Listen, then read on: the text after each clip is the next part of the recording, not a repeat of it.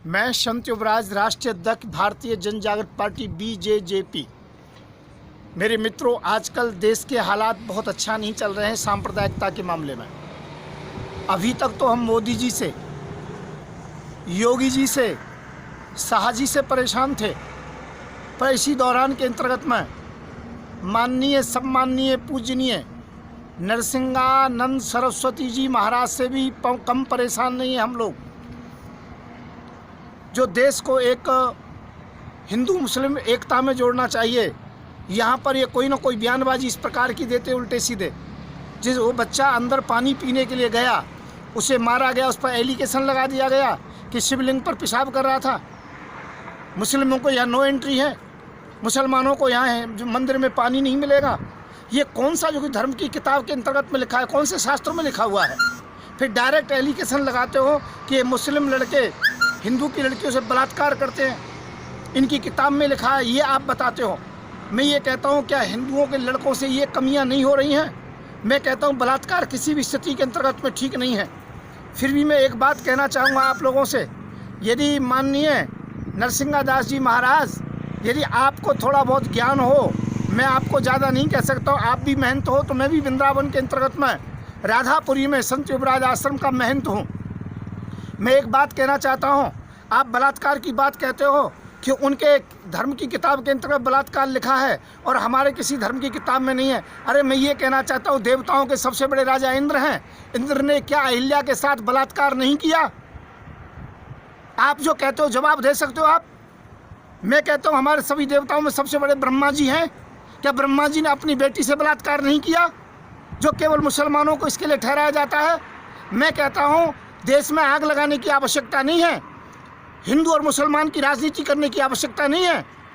हिंदू मुसलमान को जोड़ने की बात कहो, यदि किसी के अंतर्गत में कमी है तो उसको समझाने की बात कहो, पर समाज के अंतर्गत में आग लगाने की आवश्यकता नहीं है। ये गलतियाँ ब्रह्मा से भी हुई है, ये गलती इंद्र से भी हुई है। मैं ये कहता हूँ आज कोई भी बलात्कार का अपराधी हो, हिंदू मुस्लिम सिख ईसाई, मैं कहता हूँ उसके विशेष पार्ट्स को, विशेष अंग को काट देना चाहिए। उसका सबसे बड़ा दंड यही होना चाहिए।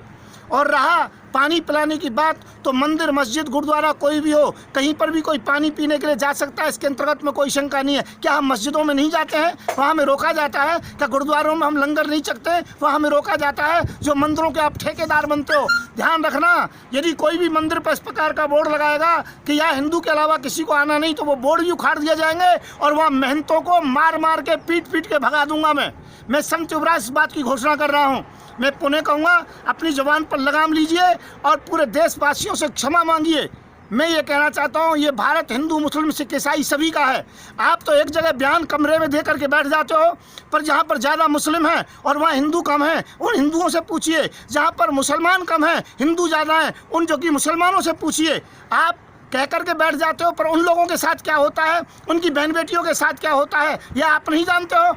और मैं ये कहना चाहता हूँ, सरकार एक तरफा न्याय कर रही है। अभी काले खां के अंतर्गत घटना हुई, लड़की वालों को ही जेल में डाला, लड़की वालों को ही एलिगेशन लाया गया।